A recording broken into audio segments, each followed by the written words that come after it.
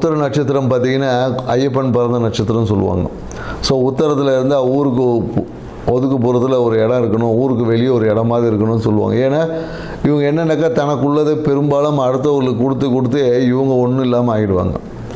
So இப்படி இருக்கக்கூடிய உத்தர நட்சத்திரக்காரருக்கு இந்த காலகட்டம் எப்படி இருக்கும்? ஆவணி மாத பலன் பார்த்திங்கன்னா குறிப்பாக அந்த சிம்மத்தில் இருக்க உத்தரம் நல்லாயிருக்கும். அதை கண்ணியில் இருக்க உத்தர நட்சத்திரக்காரர்கள் இந்த காலகட்டத்தில் எதிர்பாராத விரயங்கள் என்பது இருக்குது.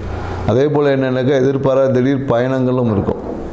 ஸோ அதனால் மேலும் என்னென்னாக்கா தேவையற்ற பிரச்சனையில் சிக்குவது, கண்ணியில் இருக்கிற உத்தர நட்சத்திரக்காரங்க பார்த்திங்கன்னா தேவையற்ற பிரச்சனைகளை சிக்குவதற்கான வாய்ப்புகள்லாம் இருக்குது. ஸோ அதனால் இந்த காலகட்டத்தில் மிகுந்த கண்ணில் விளக்கெண்ணெய் விட்ட மாதிரி இருக்கும்.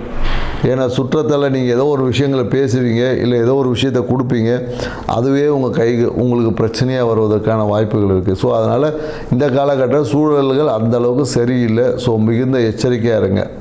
ஏன்னா இன்னும் 2 மாதத்துக்கு அப்புறமா செவ்வாய் பகவான் துலா ராசிக்கு போனதுக்கப்புறம் உங்கள் வாழ்க்கை சிறப்பாக இருக்கும். ஸோ மிகுந்த கவனத்துடன் இந்த விஷயத்தை கையாள முடிஞ்சால் நீங்கள் கண்ணியில் உத்தர நட்சத்திரக்காரங்க ஏதாவது நீங்கள் முயற்சிகள் எடுத்திங்கன்னா விநாயகருக்கு ஒரு சிதறு தேங்காய் உடைத்து விட்டு எடுத்து பாருங்கள், அந்த காரியம் எல்லாமே சக்ஸஸ் ஆகும். அது இல்லாமல் எடுத்திங்கன்னா இந்த காலத்தில் குறிப்பாக ஜாமீன் கையெழுத்து போடுவதை தவிர்த்துக்கணும். அது இல்லாமல் எடுத்திங்கன்னா சிதறு தேங்காய் விடாமல் முயற்சி எடுக்கக்கூடிய விஷயங்கள் ஒரு அடல்ட்ஸை பிரச்சனையை தாண்டி தான் வெற்றி அடையும். ட்ரை பண்ணி பாருங்கள். நன்றி, வணக்கம்.